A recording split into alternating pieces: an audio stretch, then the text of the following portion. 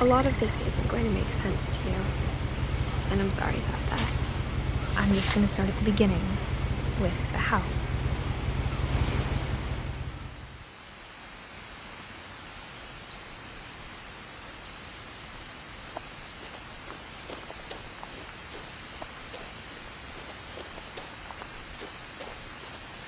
I lived here until I was 11, but I wasn't allowed inside half the rooms.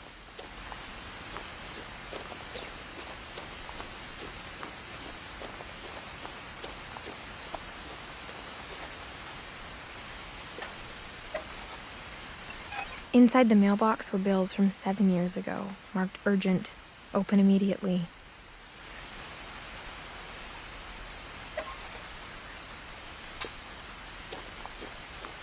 I hadn't been back since my brother Lewis's funeral.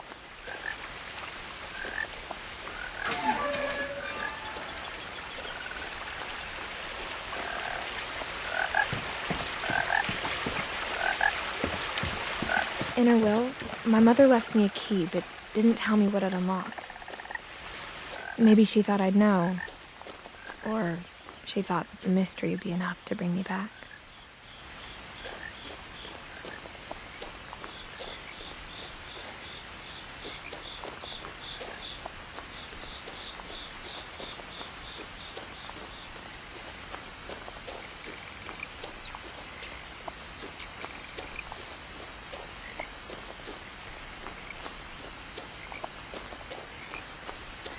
No one had driven this way in a long time, but I saw a few hoof prints.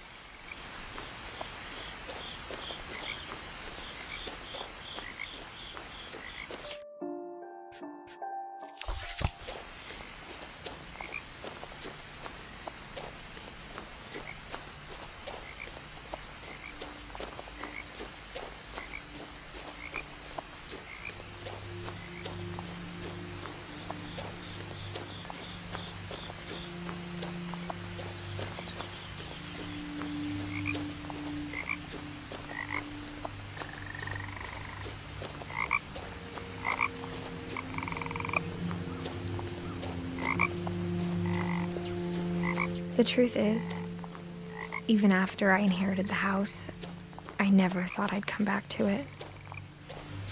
But now I had questions about my family that only the house knew the answers to.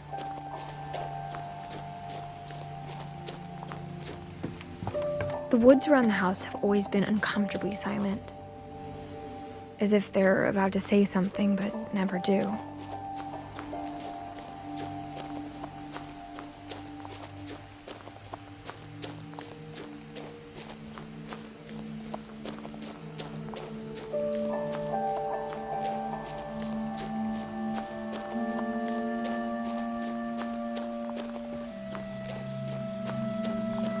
The house was exactly like I remembered it, the way I'd been dreaming about it.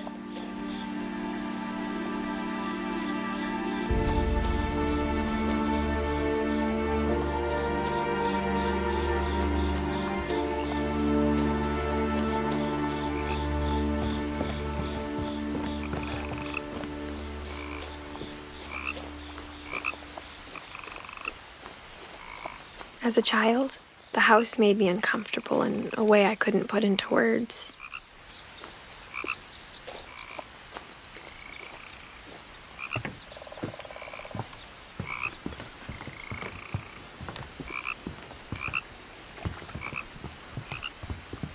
Now, as a 17-year-old, I knew exactly what those words were. I was afraid of the house.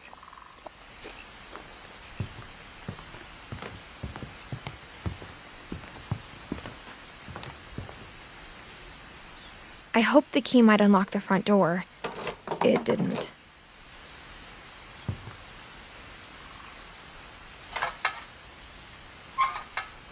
Looking in, I felt like the house itself had been waiting for me.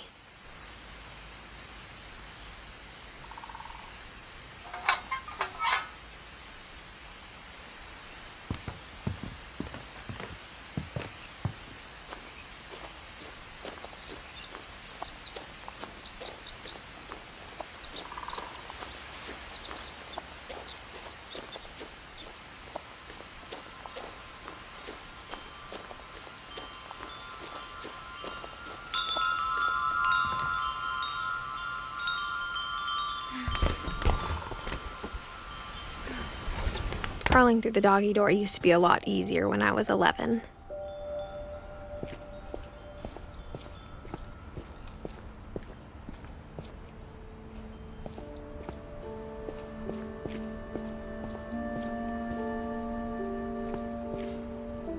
The power had been turned off the night we left. For the first time in years, I felt like I was home.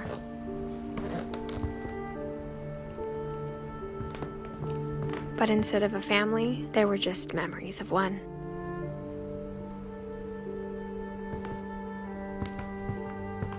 Like how after Louis started working at the cannery, we all got sick of eating salmon, except our cat, Molly. Or how only one restaurant would deliver to our house, so we had Chinese a lot.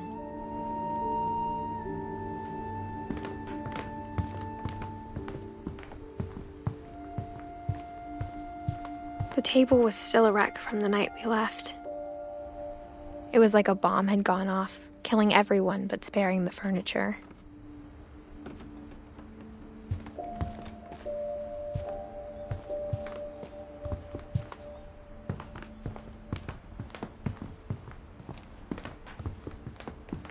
My mom was the only one of us who could imagine Great-Grandma Edie living in a nursing home.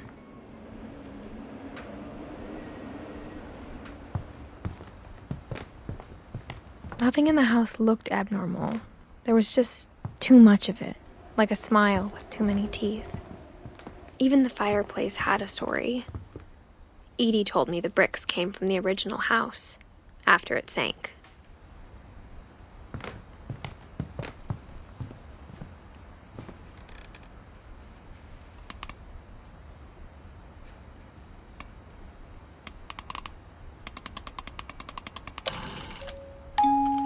Great-Grandpa Sven built a music box for Barbara, along with the rest of the house. Mom always told me to stay out of the basement, so I wasn't too surprised when the key didn't fit.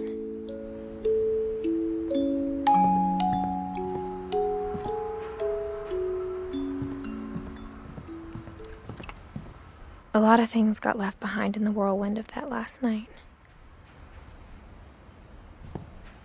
My mom wasn't much of an optimist, but she never stopped believing that my brother Milton was alive.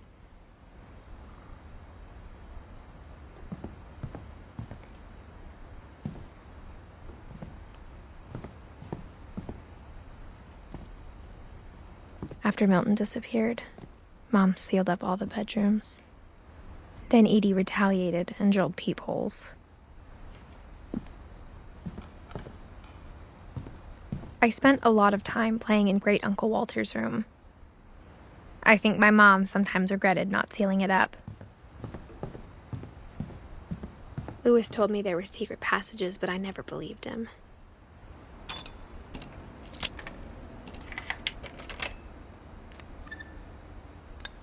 Turns out, my mom was really good at keeping secrets.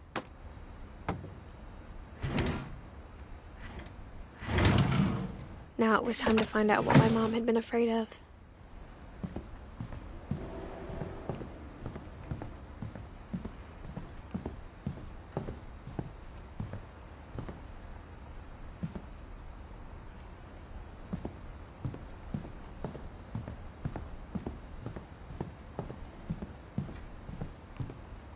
Whenever people ask me about my family, the first thing they always want to know about is Barbara. Edie's father, Odin, built the original house.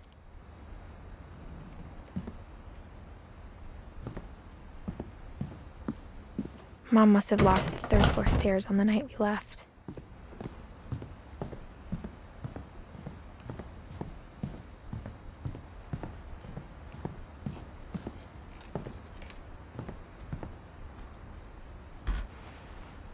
As a kid, I just assumed every house had peepholes and sealed rooms you weren't allowed inside of.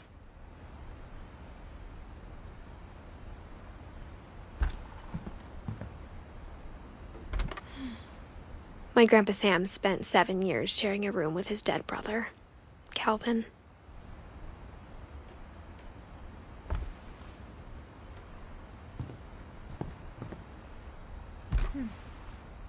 The last time I was in Edith Sr.'s room, I was 10 and she was painting my portrait.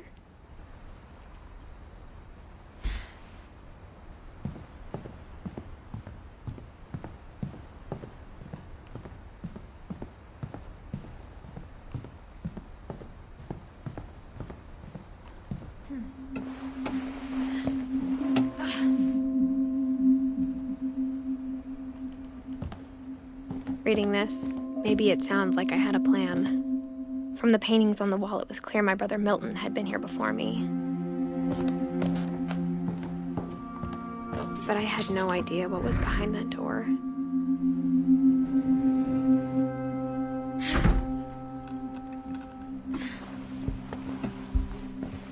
Just like I had no idea where all this was gonna lead. I grew up looking at Molly's room through the peephole. Molly's gerbil had a tiny bedroom with its own even tinier gerbil cage.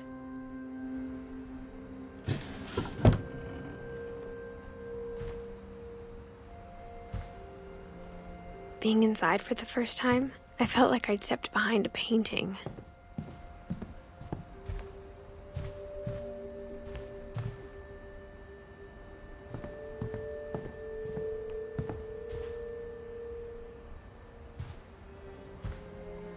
I got the sense Edie had spent a lot of time here, before my mom sealed the doors.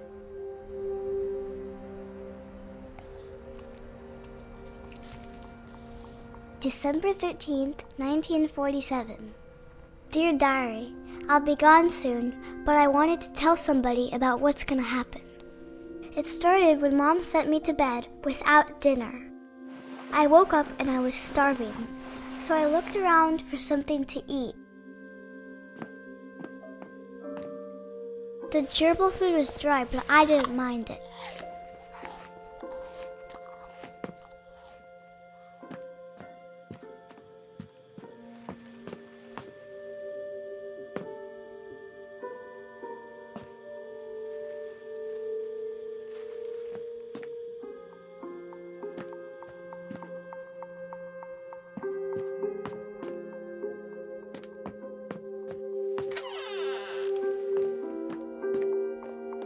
I kept eating and eating.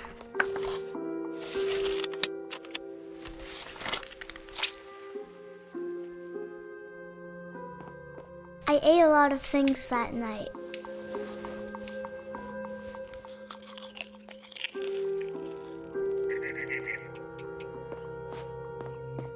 Then I heard chirping outside my window. It was a barn swallow going back to her nest. I reached out for her.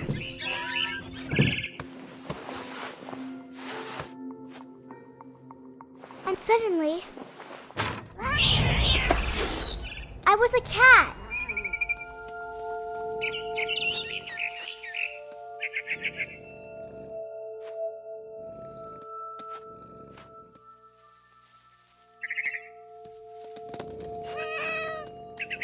I tried to be quiet, but the bird was really scared.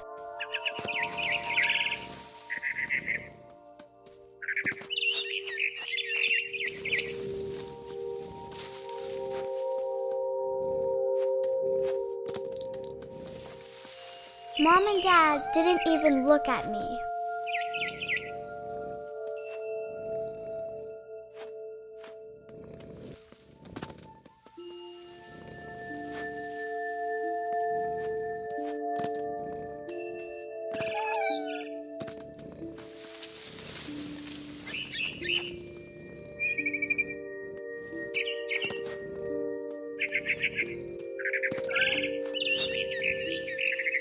I jumped and I almost got her.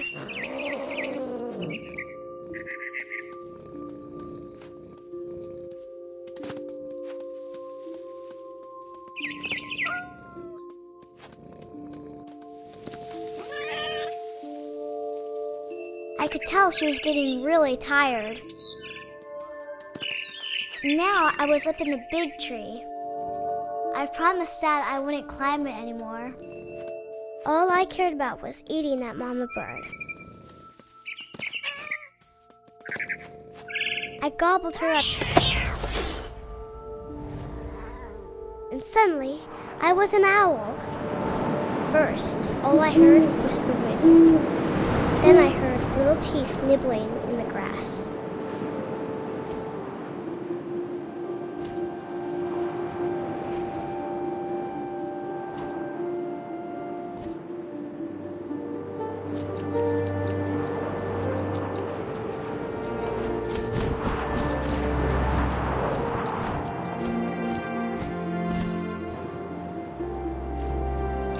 Rabbits.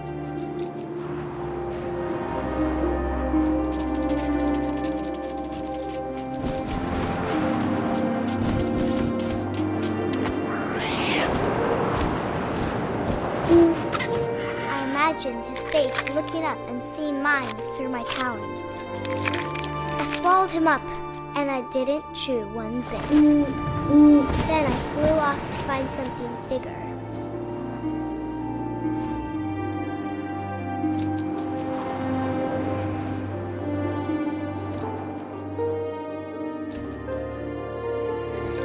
A mama rabbit.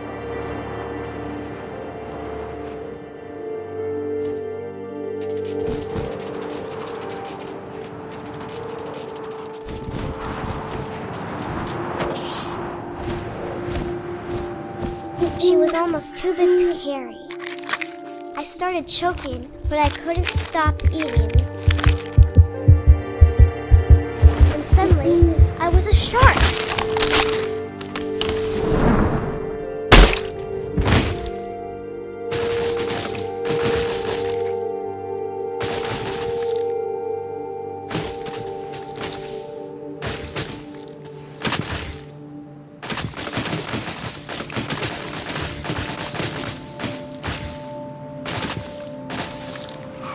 I rolled off a cliff and into the ocean. Now, I was hungrier than ever.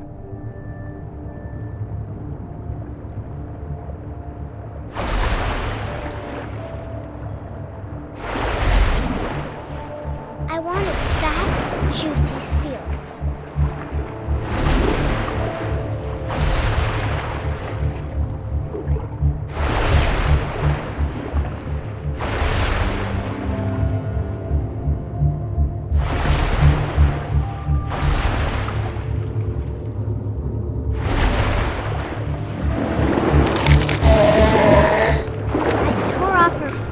And it tasted really good.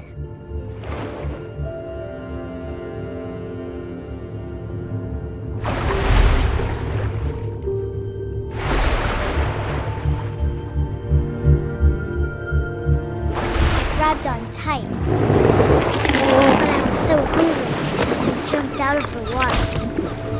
When I opened my eyes, everything had changed.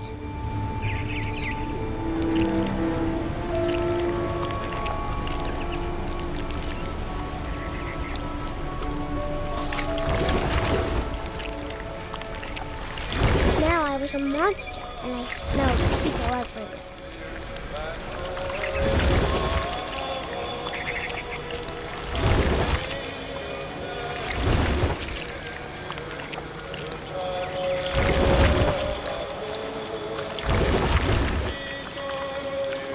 I was big, but I moved real quiet.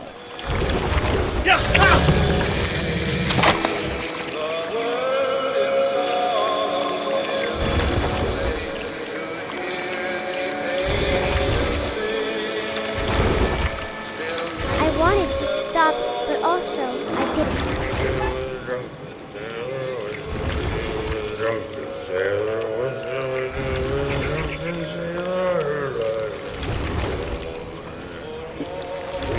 His belly was rusty. His belly was rusty. His belly was rusty.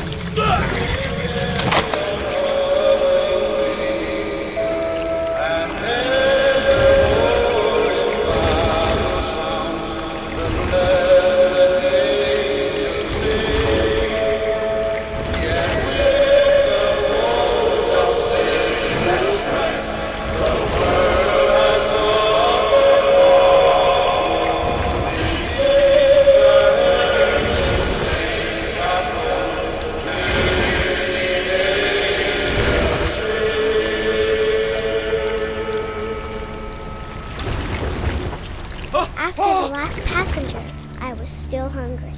And across the water, we smelled something new. Something I had to have, so I swam towards it.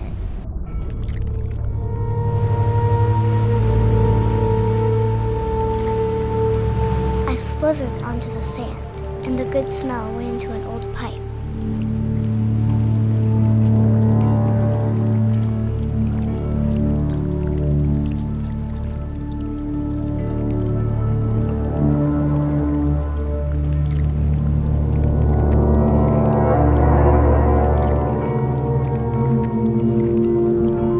I got closer and closer.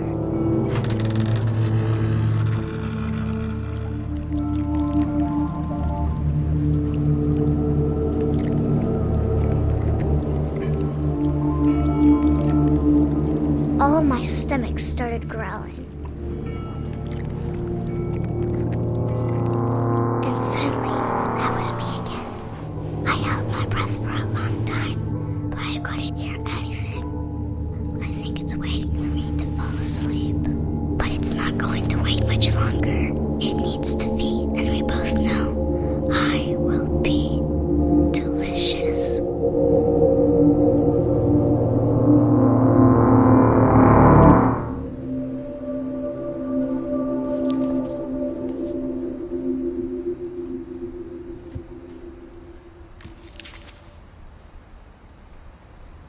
I'm not sure if I believed all of that, but I'm sure Edie would have.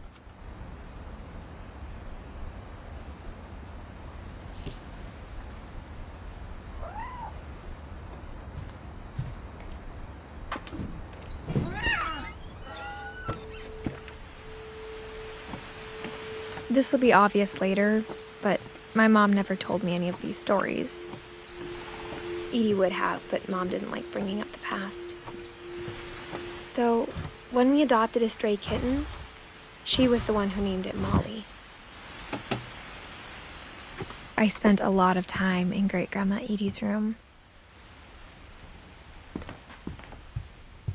Her room was like a museum.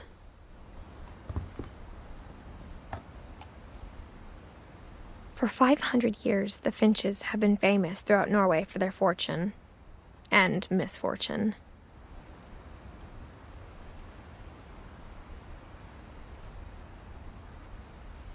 Odin Finch buries the latest victims of the family curse, his wife Ingeborg and their newborn son, Johan. On January 7th, 1937, he set sail with his family and his house, hoping to leave the curse behind. But 40-foot waves off the coast of Washington send the house and Odin to the bottom of the sea. Odin's daughter Edie, with husband Sven and baby Molly, step ashore on their new home, Orcas Island. Odin Finch is the first to be buried in the new family cemetery. His daughter Edie is already dreaming of a new Finch house.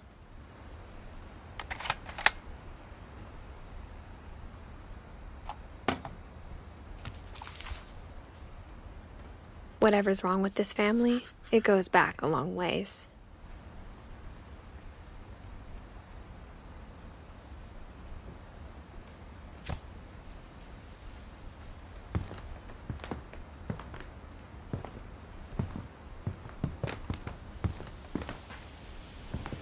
Louis died a week before we left, but Edie had already started to memorialize him. When Edie told people Sven was killed by a dragon, she could also have said he was building a dragon-shaped slide that collapsed. She could have, but she didn't.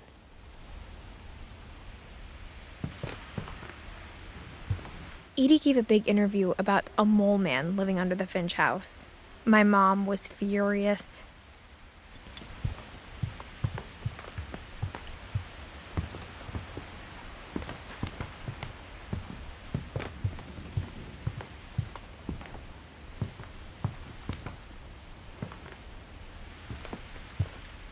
One summer, they evacuated the island, but Edie refused to go.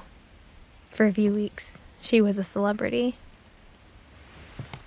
I hadn't thought of myself as Edith Jr. for a long, long time.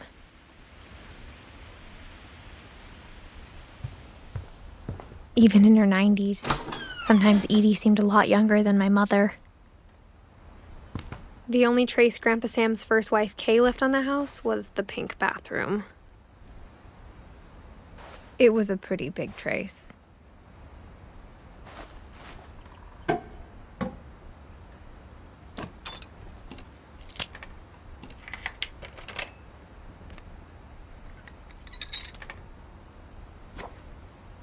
There's a secret in this bathroom.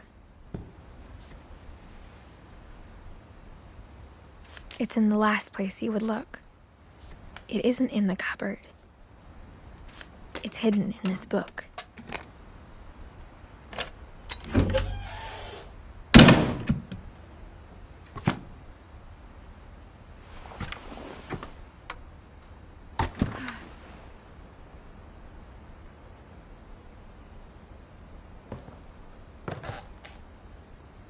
Sven gave Sam an old camera he'd refurbished. He never put it down.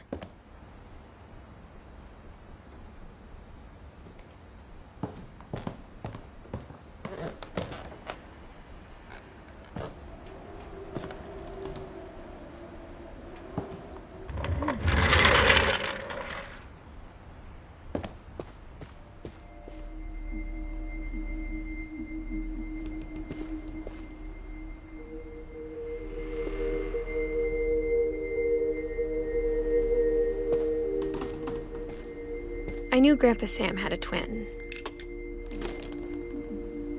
and that he never talked about him.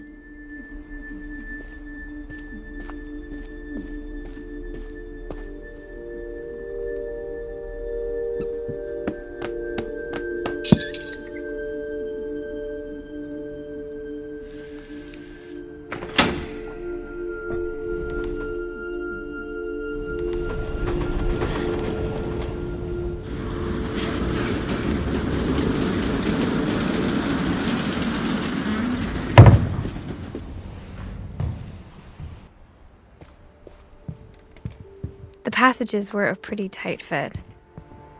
They'd obviously been built for smaller hands and bellies.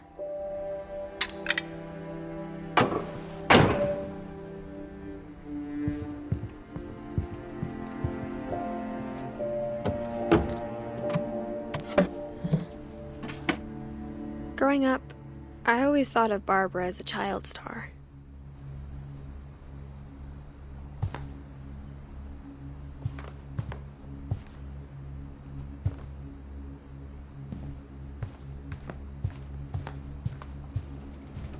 I never thought about how hard it must have been for her afterwards.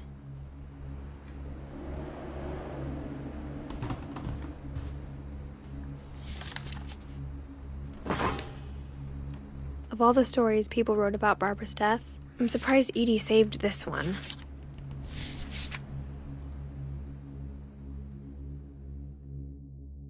Old Jack here with another ghastly tale inspired by America's most unfortunate family.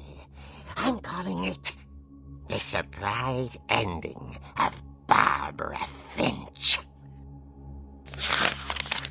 As a child star, Barbara was famous for her scream. Now at 16, she was all washed up. A has-been. But in a lucky break, she'd been asked to perform her signature scream at a local convention for monster movie fans. It was just the boost her career needed. Unfortunately, her scream hadn't aged well. Getting better. I think you just need the right motivation. Her biggest fan and current boyfriend, Rick, was about to demonstrate when... Now that was a great scream. It was Barbara's father, Sven. He'd slipped into a table saw and had to be rushed to the emergency room. So Barbara got stuck babysitting her youngest brother, Walter. Her convention comeback was cancelled. Okay, I'm hearing frustration, but I'm not hearing terror. What if I tried... A gang of hoodlums in Halloween masks have been terrorizing Orcas Island tonight. Police are urging residents to... That came from the basement. You're right! Also, I loved your delivery on that. Why is your basement door locked? Because my dad likes making puzzles and secret passages. There's a key hidden in the music box. The secret is to keep winding and winding until finally the key pops out. Thanks, babe. I'll be back in a sec. 20 minutes later, Rick hadn't returned. So Barbara went to look for him, right on cue. She reached for the music box.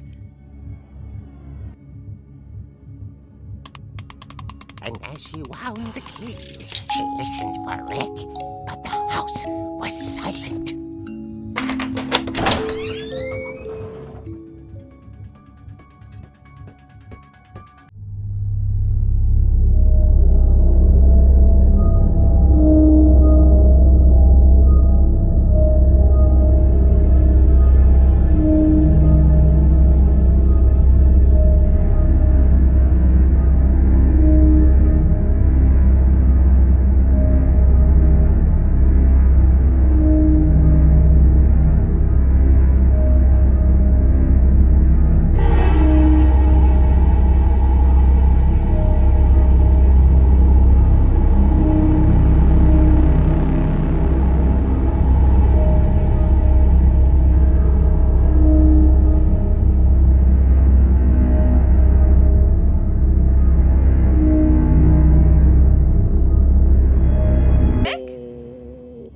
Barb, relax. I was just trying to scare you to help you find your scream. Well, I'm not scared, Rick.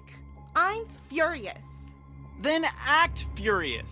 All I'm getting from you now is that you're hurt and confused and She threw him out, but she kept a little something to remember him by. Barb, have you seen my other crutch? And she was still holding it when she fell asleep watching the Late Late Picture Show. Hours later...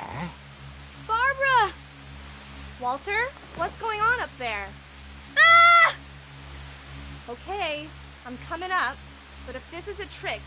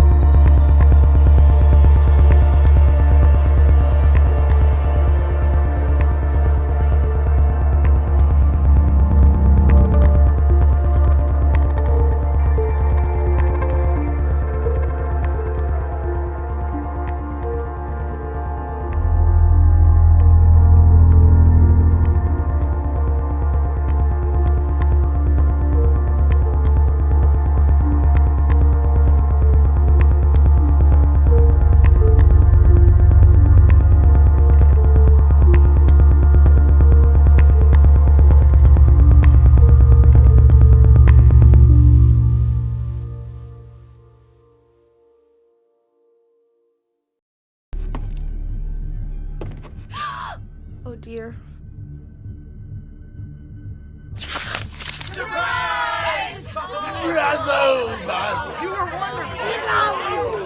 monsters had come to surprise her. For Barbara, it was a dream come true. Then she saw what kind of monsters they were, and she realized what was about to happen. She was going to be famous. And with her final breath, Barbara Finch gave the performance of her life.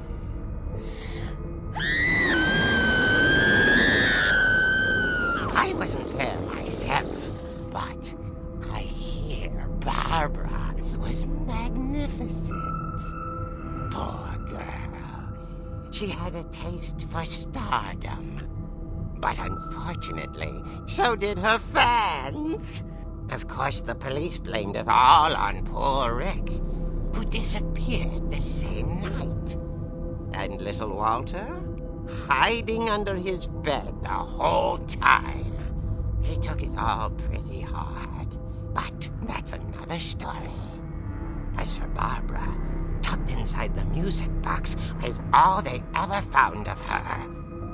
Her ear. Now that's what I call a real eerie tale.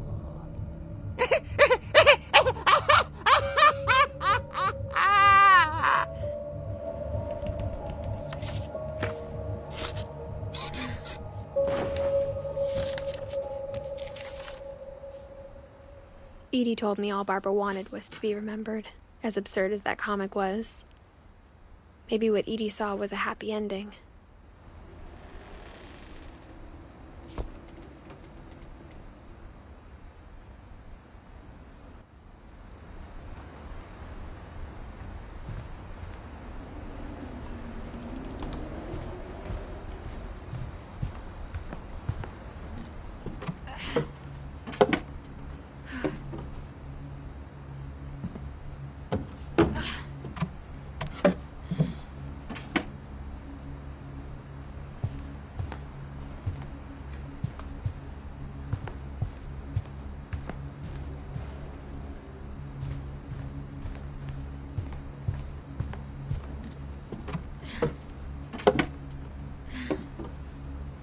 I guess now I know why Mom didn't like me playing with the music box.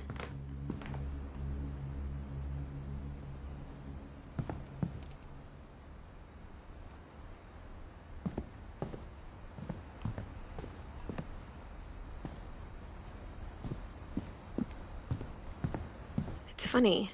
All those times I played with the music box and never found the basement key.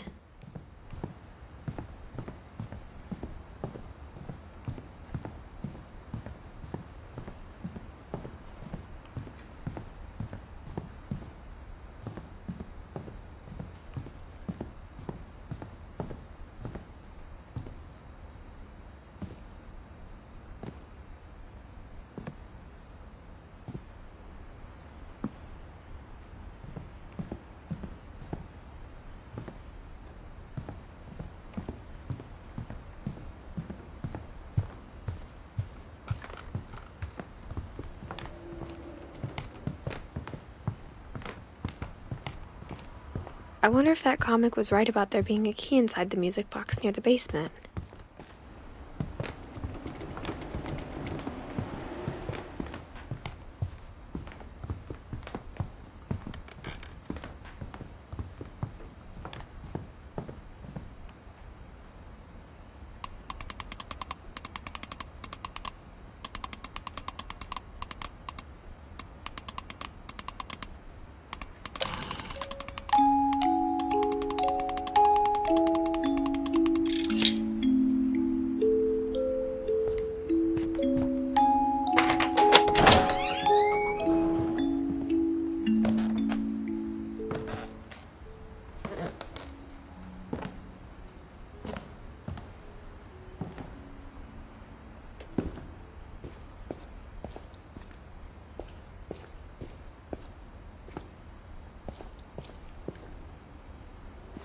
Mom said the basement was off limits, unless I wanted another tetanus shot.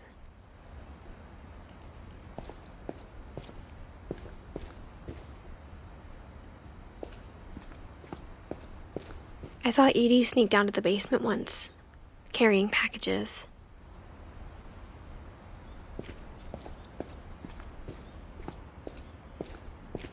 I thought maybe she was hiding presents.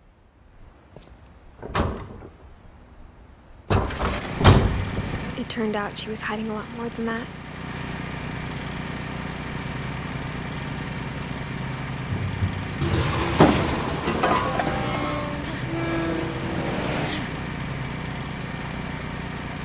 I remember asking Mom once about where Walter had gone. She said after Barbara died, he got as far away as he could. If there's a pattern in all these stories, I think it's that none of us has gotten very far.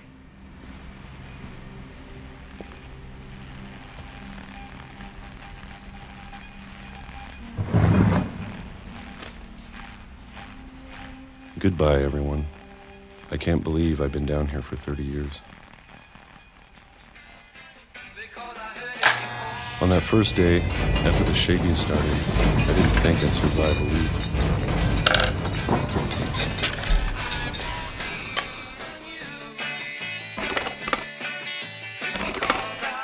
But after a few days, I settled into a routine. That's what kept me sane.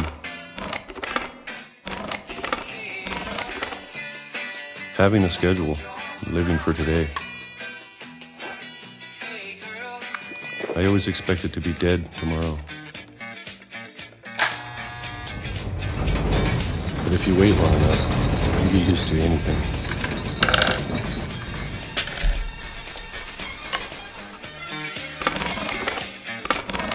Even a monster on the other side of the door starts to feel normal. Almost friendly.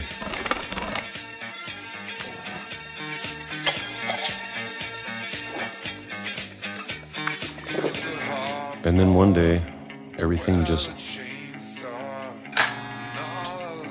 stopped. Whatever that thing was, it was gone. Maybe it got tired of waiting. Or maybe I just got tired of being afraid.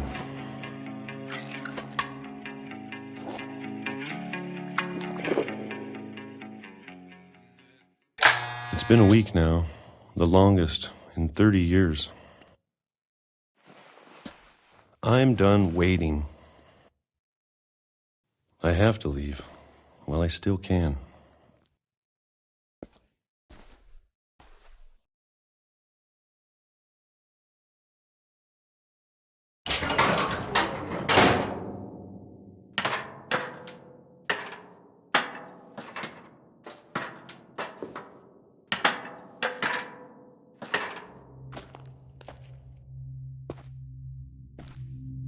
I know it's out there, somewhere. Whatever killed Barbara and Molly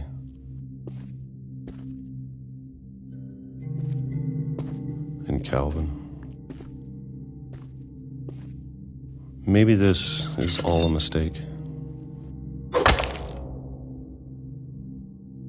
But I need to stop living the same day. Even if it kills me.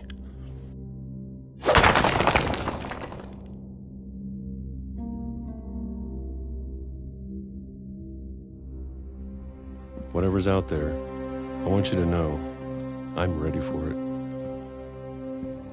I'm going to appreciate all of it, especially the food. I don't mind if I only have a year left. Or a month. Or a single week. I'd be happy with one new day. I can already imagine the sun on my face.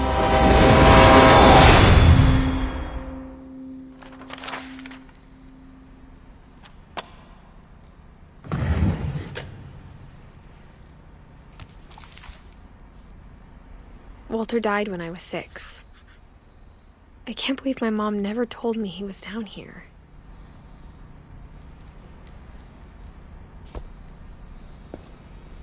I'm sure my mom was trying to protect me.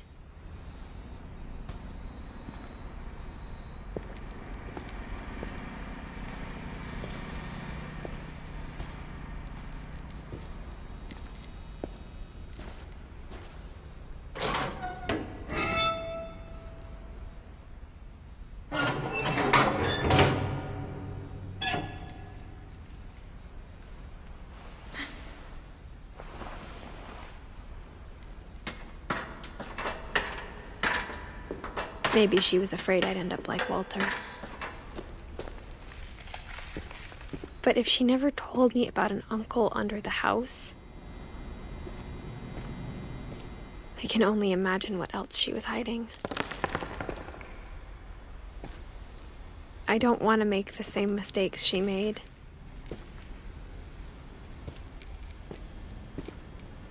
Trying to bury something that's still alive.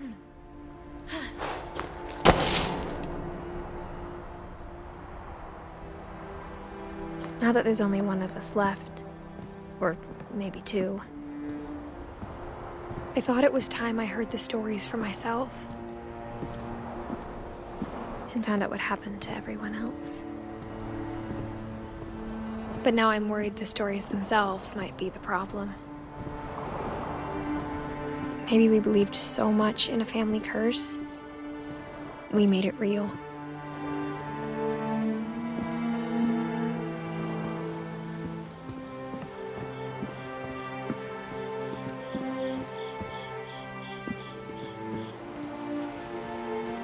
I don't know if I should even be writing this.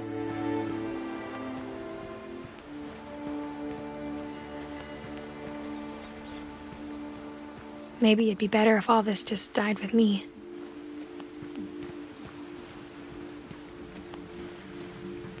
But I thought you should know about your family.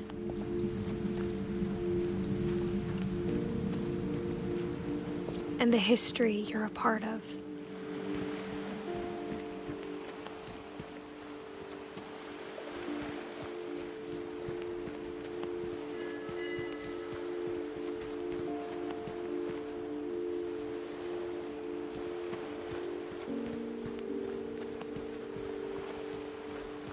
Though to be honest, I feel as lost as you probably do right now. I think the people in these stories believed them, for what that's worth.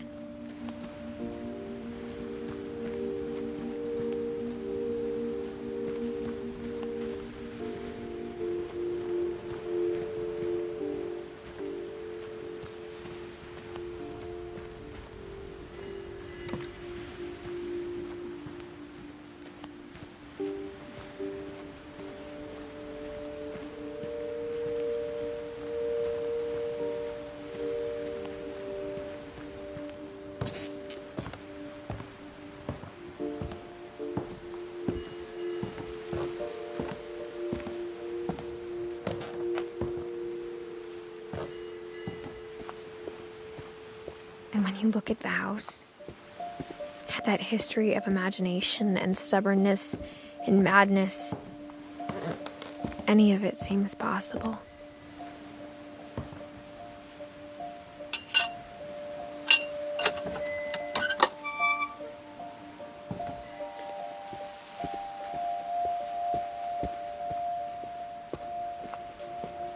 I think we've been surrounded by death for so long, we've just gotten used to it. What kind of family finishes building a cemetery before starting the house?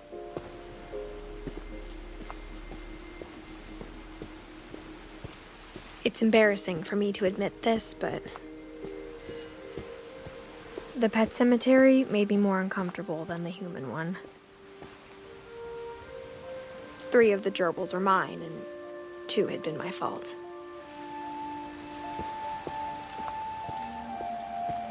Sven built the house, but it was EDITH who designed the cemetery.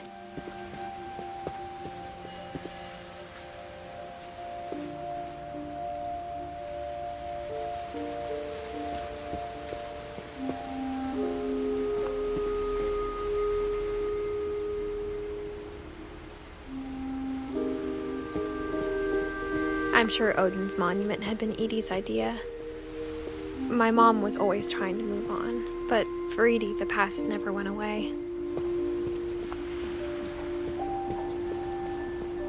She could see it poking out of the water at low tide.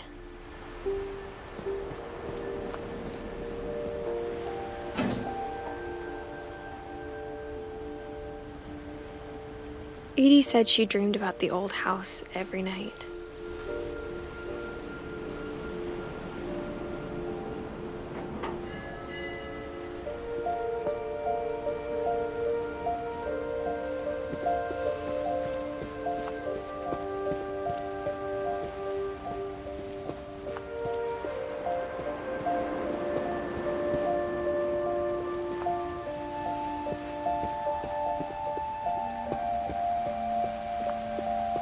EDITH's side was always easier for me to understand.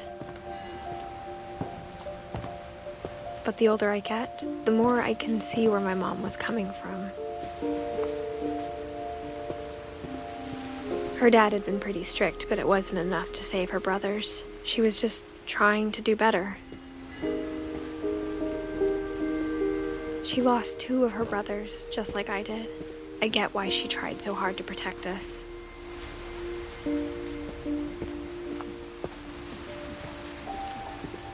There's so many things I wish I could ask my mom now. Part of me thinks this is what she wanted all along. For me to come back someday and find everything out for myself.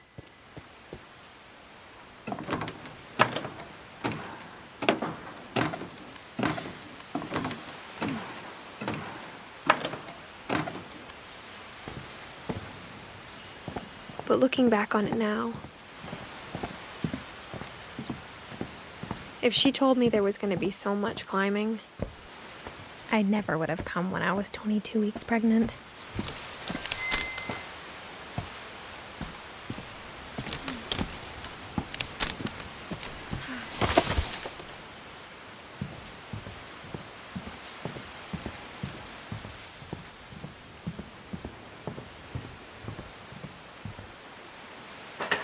I never met Grandpa Sam, but I think he and my mom had a lot in common.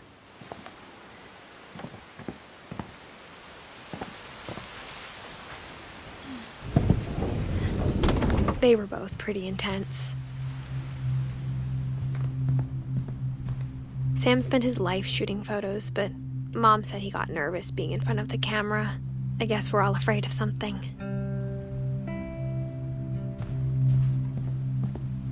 Instead of hiding from death, Sam seemed to go out of his way to meet it.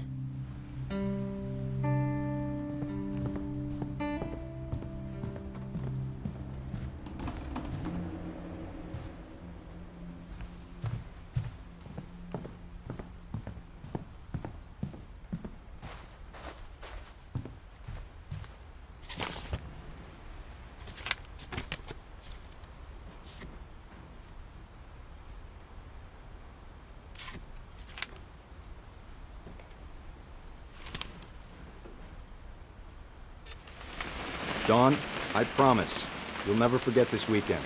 Yes, sir. These memories are gonna last a lifetime. Am I gonna have to shoot anything? It's a hunting trip, Dawn. Shooting is strongly encouraged.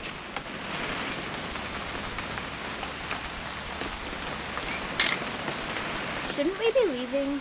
Just want to get a shot of you, Dawn, then we can take off. What? Perfect.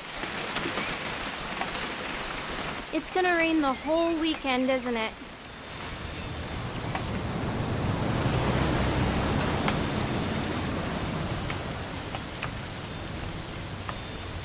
Please just take the damn picture. Hey, language. I will never forget this weekend, Dad. That's okay, got it. I'm gonna take some pictures, okay? Just be careful. That camera's older than you are.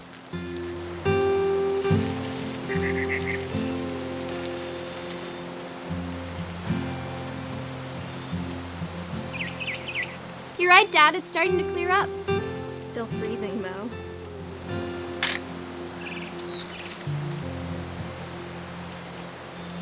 Definitely should not have drunk all that coffee. Hold still, while Hey! That's a keeper. I'm just saying, I'm not always gonna be here, Dawn. You'll need to remember this stuff, if you want to survive. I'll be fine, Dad. You know who else thought he was gonna be fine? Some guy who died. Dawn, I'm being serious. I know, Dad. You're always serious. Does Dad? Good eyes, Dawn.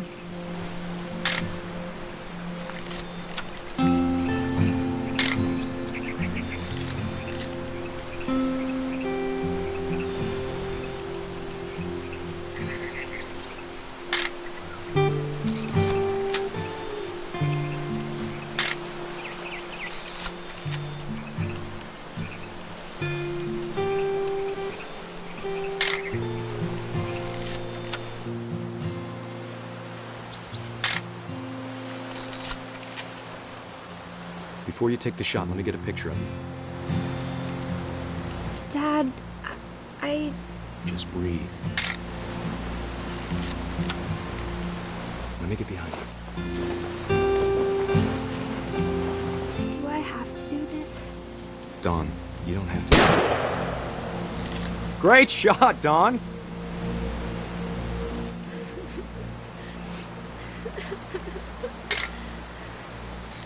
I'm proud of you, Dawn.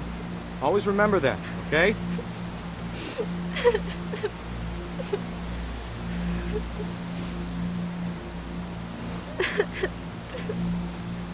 Sorry, Dawn. Just gotta reset the timer.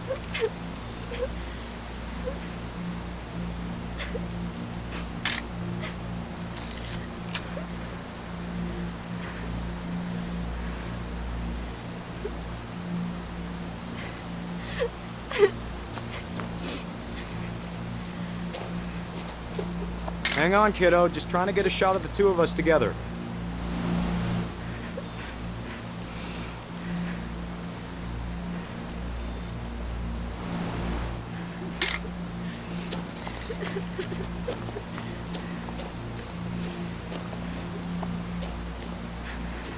Dad, it's twitching. I think That's it's totally so... normal, Dawn. Just focus on the camera. Try not to think about... Dad!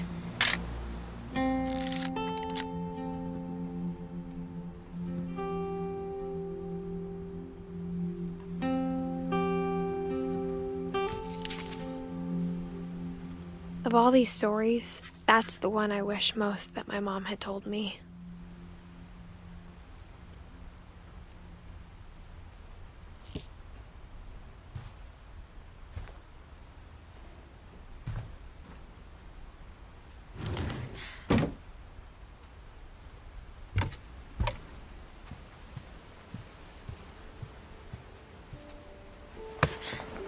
After Sam died, my mom and Edie got really close.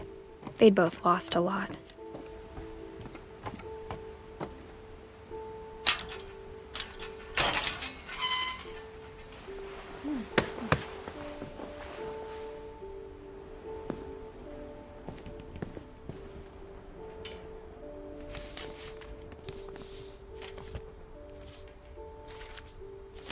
Dear Kay, do you remember the way Gregory used to laugh when he thought he was alone?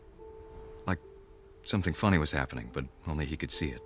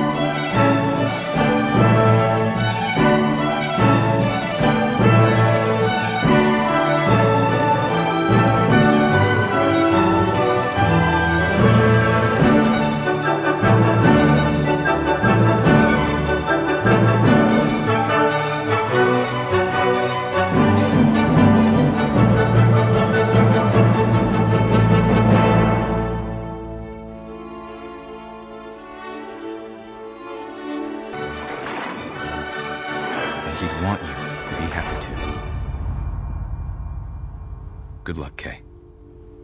Love, Sam.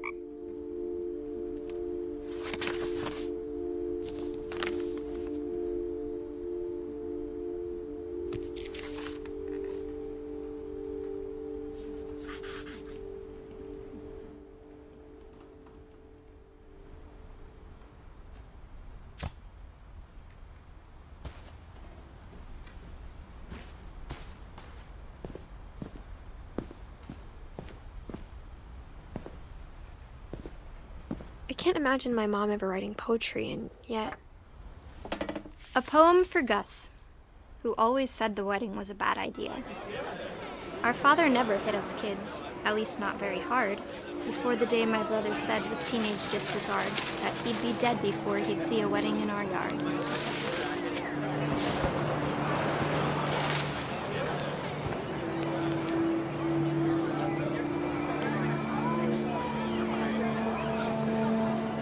My father made him come, of course, but Gus stood far apart, just flew his kite and bottled up the storm inside his heart.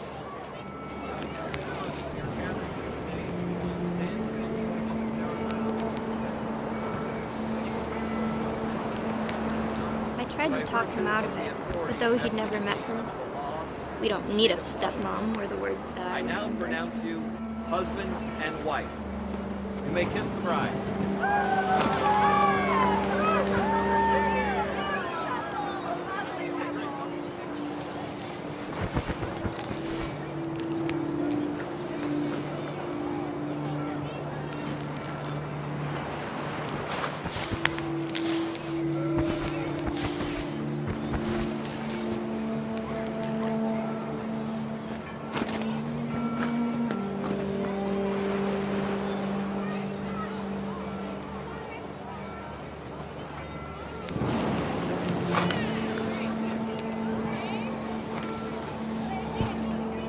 When the time for photos came, Dad ordered him to Come here. But Gus declined, and as a sign held up his middle finger.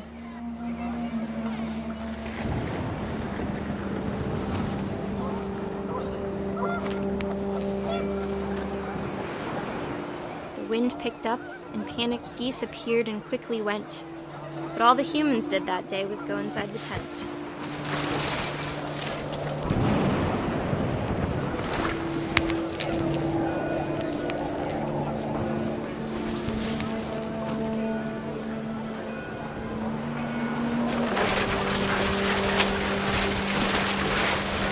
Rain came down in buckets then, but no one seemed afraid that nature might destroy the tent our dad had crudely made.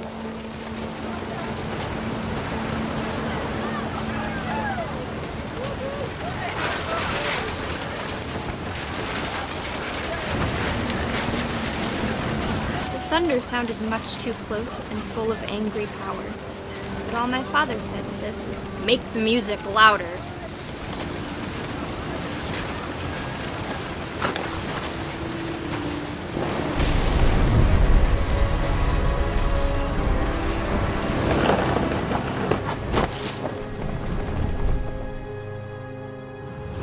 I wish that I could truly say I thought about you on that day. Out there on the beach alone, just you, the wind, the sea, and foam. But I didn't, until we found you.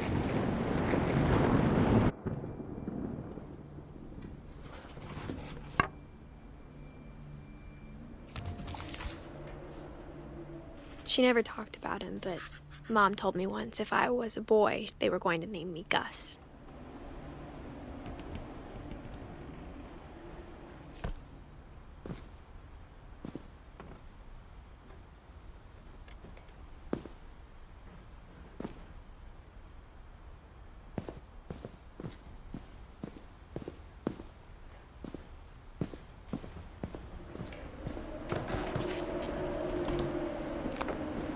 My mom moved up to the loft after her brothers died. At the time, it was as far away as she could get.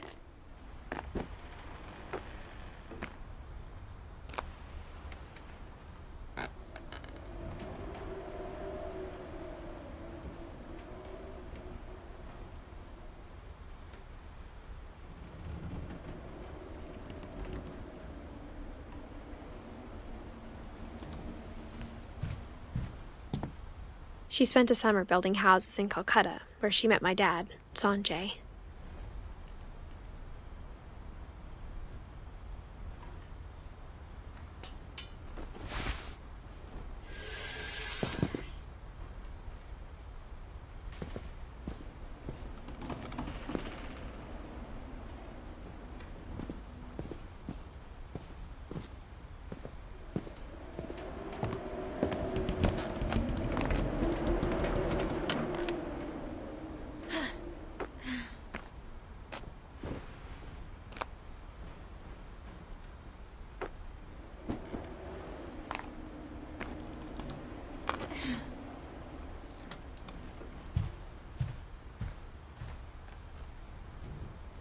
My mom moved to India a week after graduation and got a job teaching English. Louis was born a year later.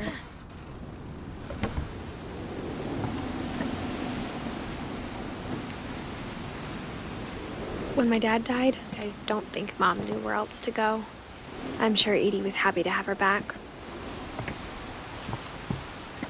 And to see kids in the house again.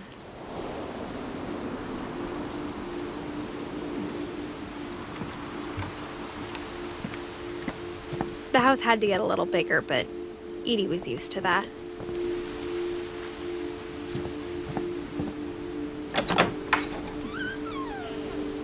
And for a while, things were good. Almost normal.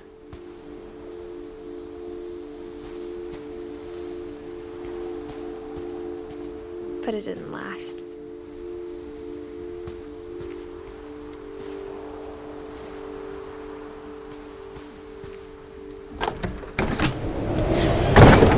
The beginning of the end was Milton's 10th birthday, when Edie gave him a castle.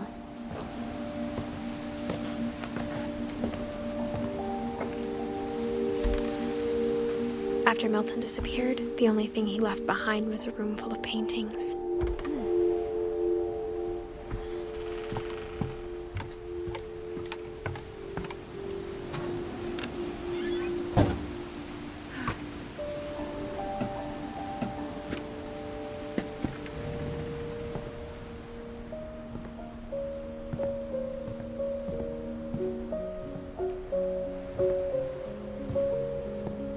I think Edie was happy to finally have another painter in the family.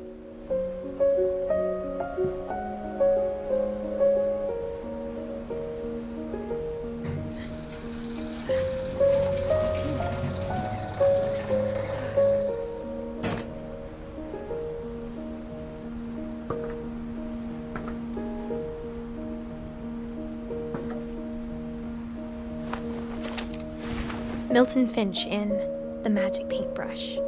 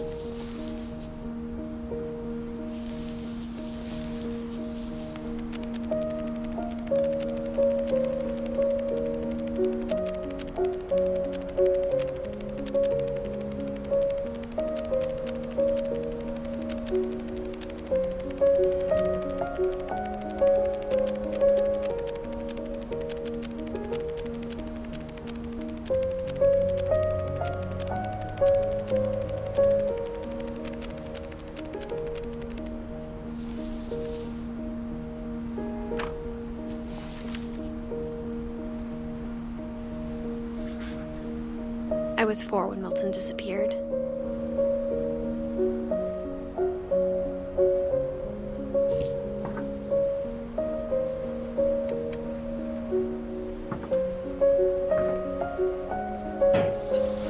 Mom spent months searching for my brother.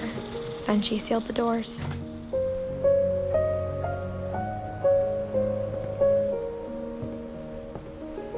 Whatever Milton had found in the house, Mom didn't want it getting out.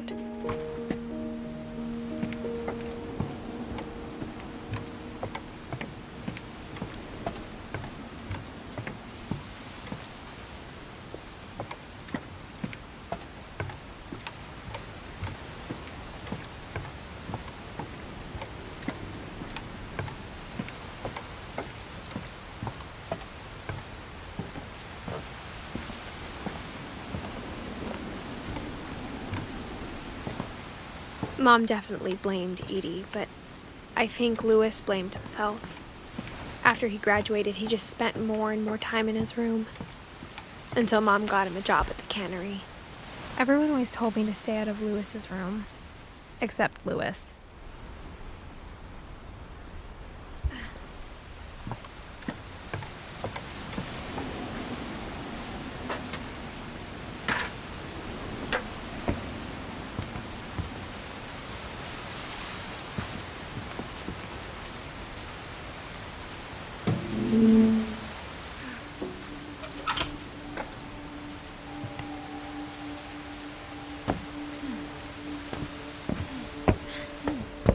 Louis's room smelled very, very familiar. That part of him lived on.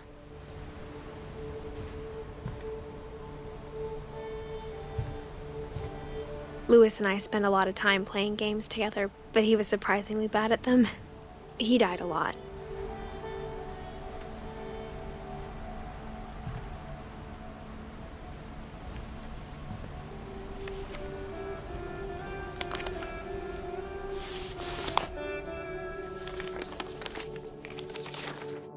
Dear Mrs. Finch, as Louis's psychiatrist, I can understand your desire for an explanation.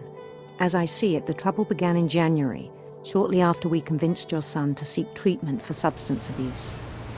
Newly sober, I believe Louis first noticed the monotony of his daily life.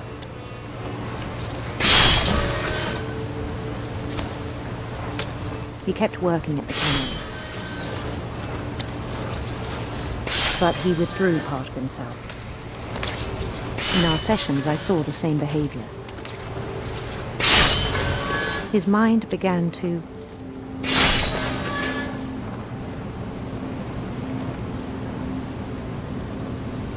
wander.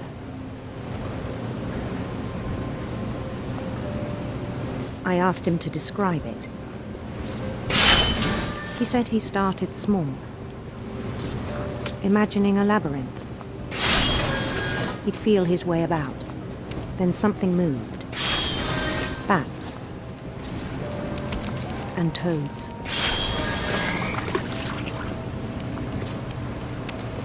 And things that have not names. He knew it was all in his head. But he took it very seriously.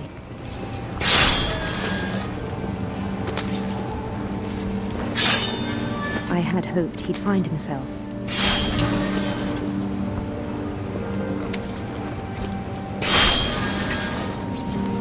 But he found something more. I worried about him then, daydreaming at the cannery. I spoke with his boss. But he said Louis had become a model employee. Methodical, tireless, focused. Like a whole new Louis. So I let him go on.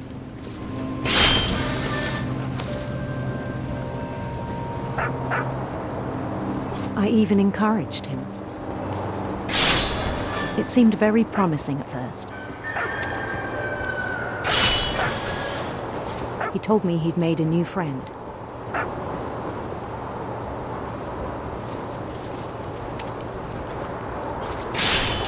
On the edge of a city he named Louis Topia.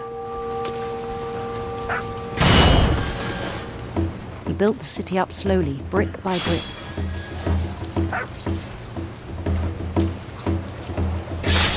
Then he made musicians.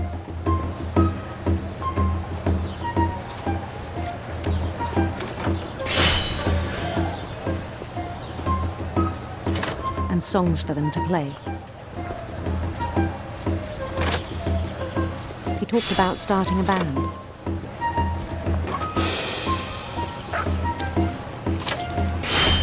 And he was always humming something. Every day his imagination grew stronger.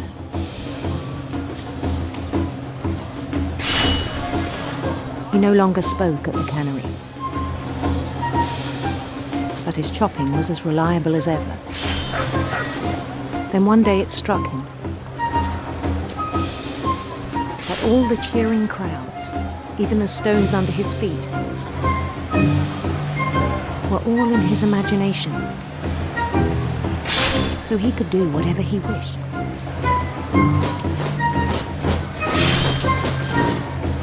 He held an election for mayor, and he won.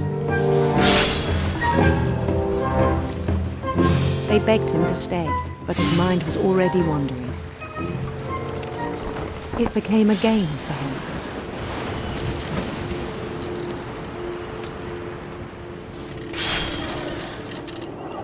He'd conquer a city, then immediately push on. New Louisville.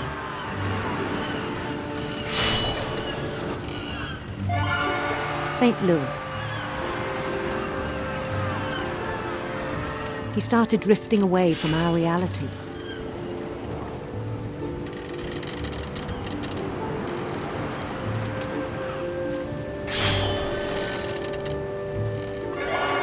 Minneapolis, until one day he forgot to go home from the cannery. Even as his mother pleaded with him, part of Louis kept sailing on.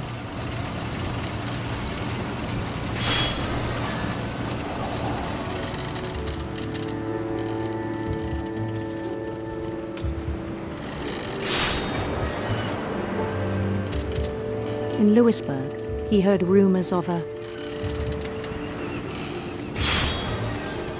handsome queen.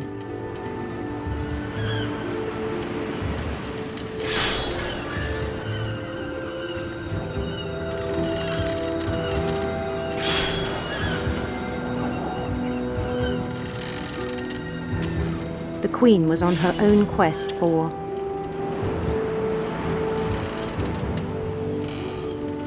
radiant rainbows.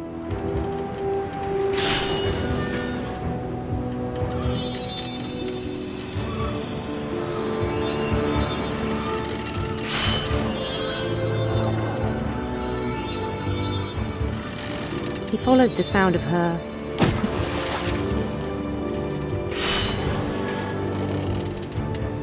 electric sitar.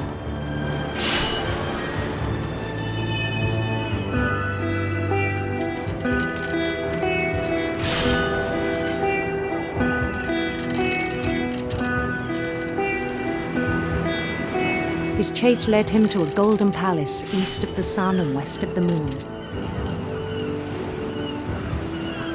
Even then, his logic remained sound.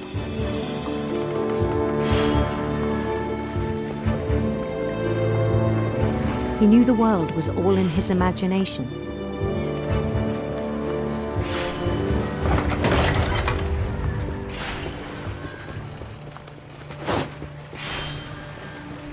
But he was so proud of having created it.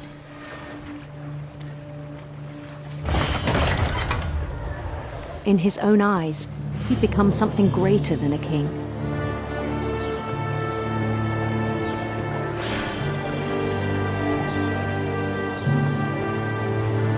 For someone who'd never known success in the real world, I think it was overwhelming.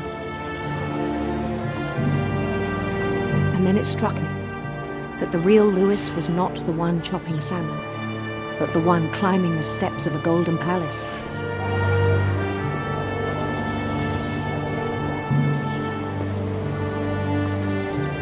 My imagination is as real as my body, he told me.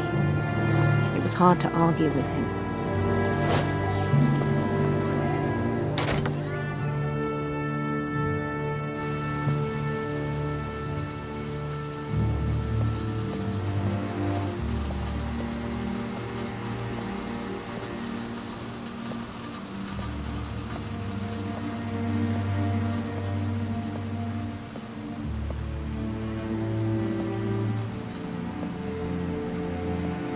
Began to forget the world we know.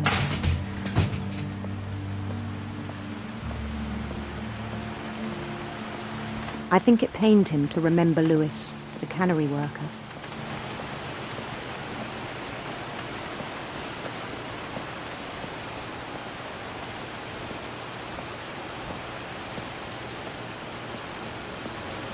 began to despise the man with a royal contempt.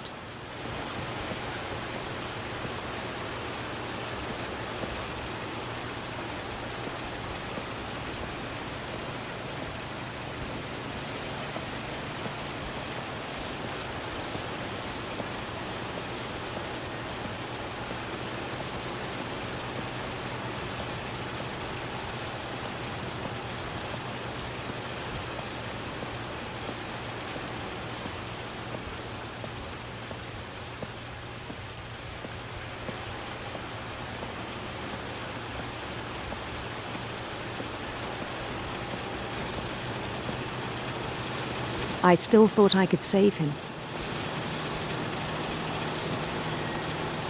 Even after he said he was being crowned king over all the lands of wonder. The palace would be packed with his companions.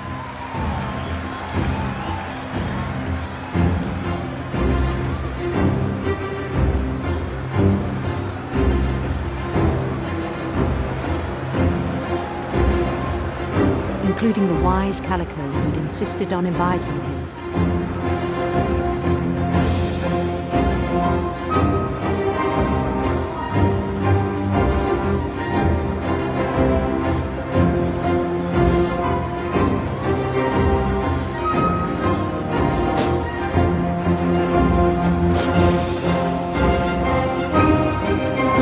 His queen waited, holding his crown.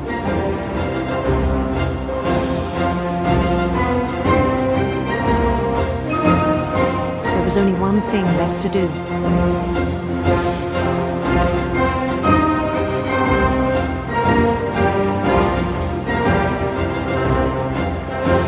Bend down his head.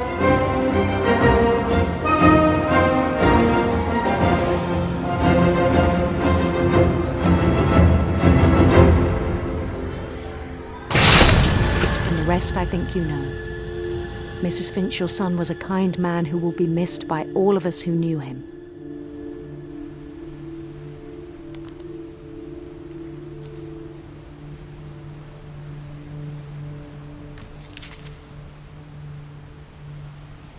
My brother was really cool. I wish you could have met him.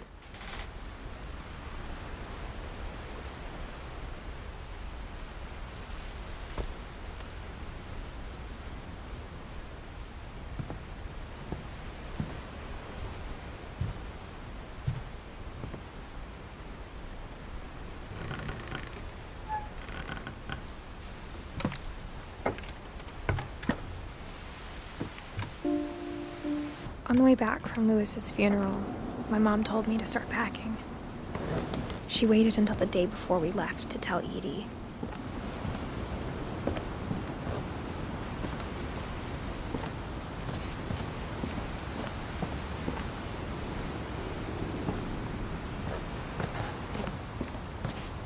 I'm not sure if she wanted to make it easier or harder.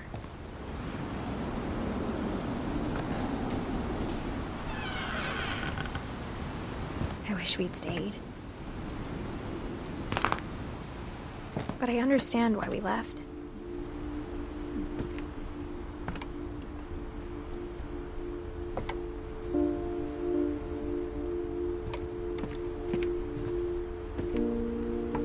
My mom ended up leaving everything behind.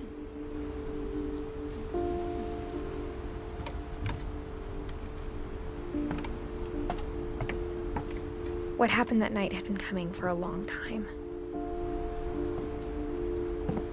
Maybe it should have come sooner.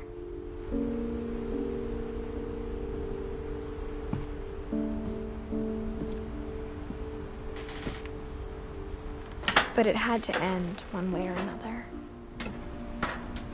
All that's left now is to tell you about that last night.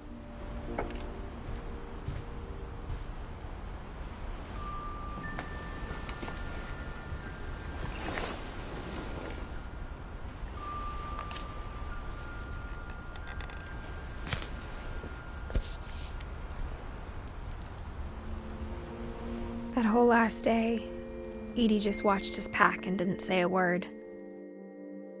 Until supper, when she raised her glass and said, to our final night together, and all our final nights apart. Grandma, you know what I said about alcohol. Some of your medications are very Edith, specific. I left a present for you in the hallway. Why don't you go open it? The grown-ups have to argue now. I'm sorry, you're right. We're all leaving tomorrow. Let's just enjoy our last... I'm not leaving. Edith, you're excused.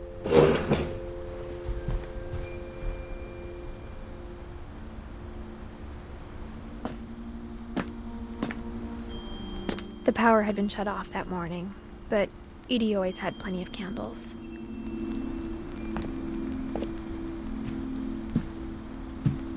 When my mom sealed the library, I don't think she knew about the other entrance. Or that Edie had a key to it.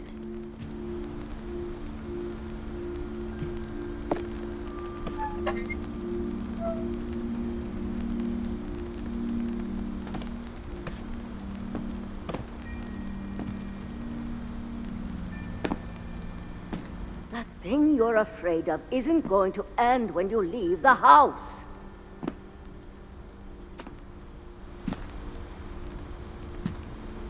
Edith has a right to know these stories.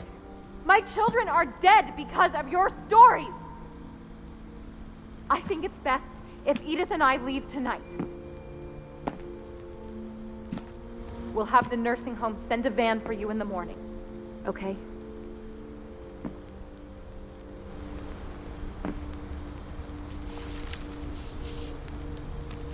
Dear Edith, there's so many stories I wish I could tell you, but there's only time for one. This is about what happened on the night you were born. That night, the tide went way, way out. It was the first and last time I ever saw the old house aground.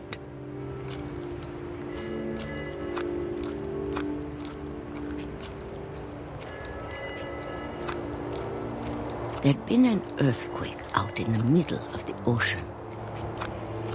They called it the lowest tide in 1,000 years. God, it smelled awful. You know, I've seen that house every day of my life.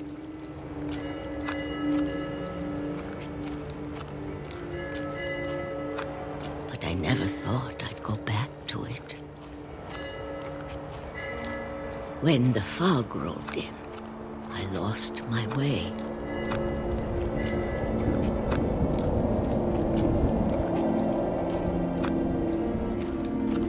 I got turned around.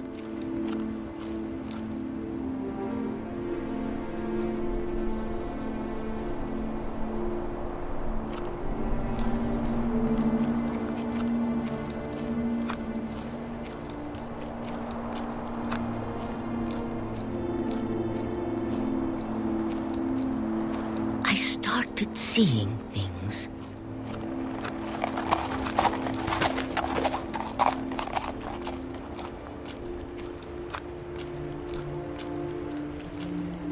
Things I'd forgotten had ever existed.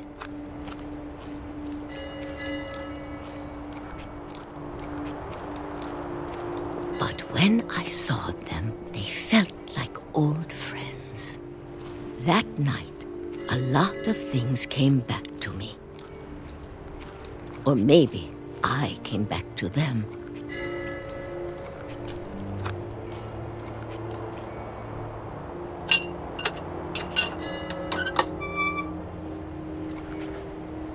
Things I can't explain, but that I need you to try and... Edith, what are you doing in here? It's mine. Edith! Mom, you're gonna rip it! Let go! I kicked and screamed, but Mom dragged me to the car.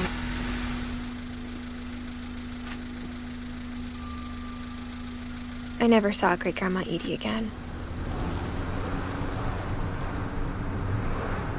The next morning, the van came to pick her up, but she was already gone. After that, we moved around a lot.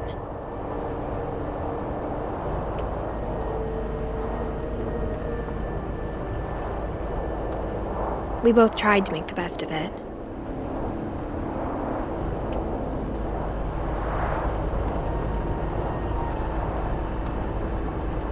A few years went by.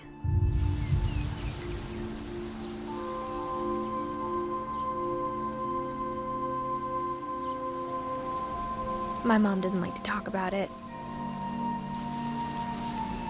but she started getting sick a lot.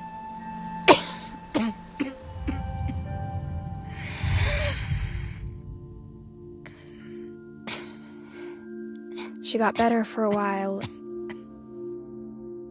and then she didn't. And then I was alone. The last Finch left alive.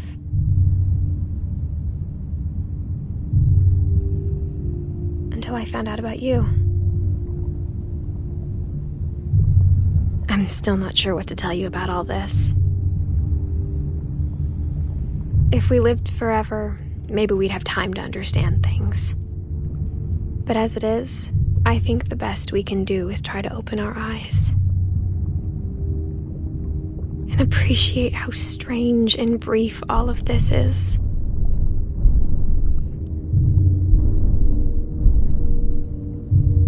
This journal was supposed to be for you, but now I hope you'll never see it. I just want to meet you and tell you all these stories myself. But I guess if you're reading this now, things didn't work out that way.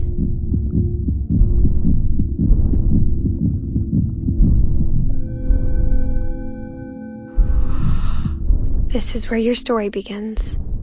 I'm sorry I won't be there to see it. It's a lot to ask, but I don't want you to be sad that I'm gone. I want you to be amazed that any of us ever had a chance to be here at all. Good luck.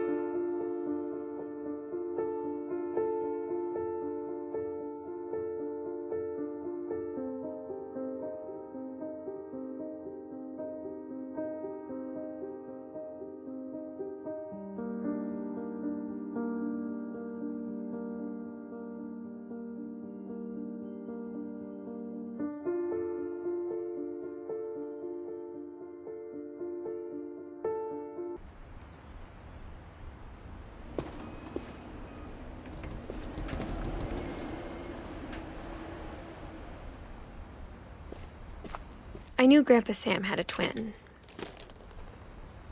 and that he never talked about him.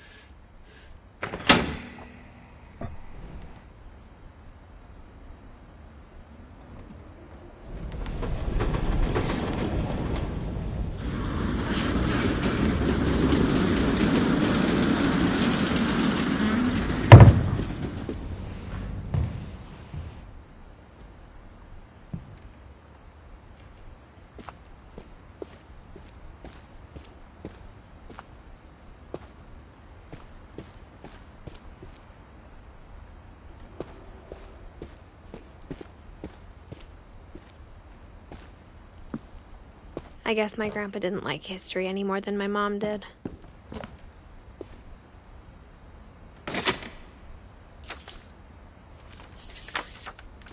How I Want to Remember My Brother by Sam Finch.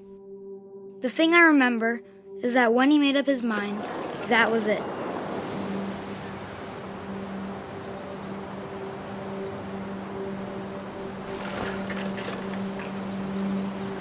My brother said he'd die before he ate another mushroom. And he did. At Barbara's funeral, we swore we'd never be afraid again. And he wasn't.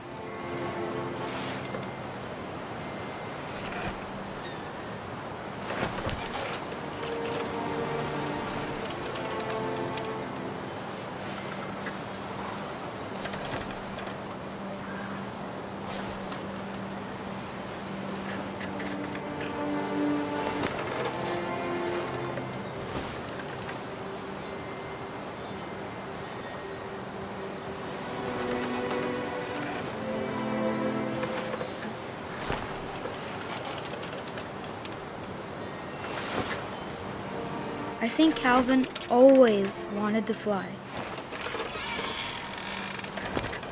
Sam! Calvin!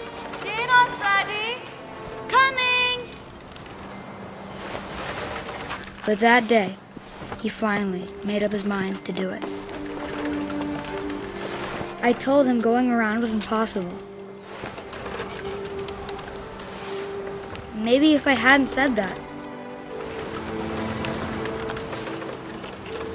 Calvin! I'm not gonna tell you again! maybe if the wind hadn't picked up, then maybe he'd still be here. But I doubt it. I think he'd already made up his mind. That's what I want to remember about my brother.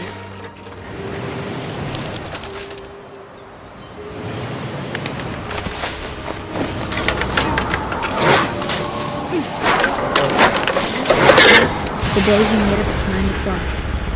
And he did.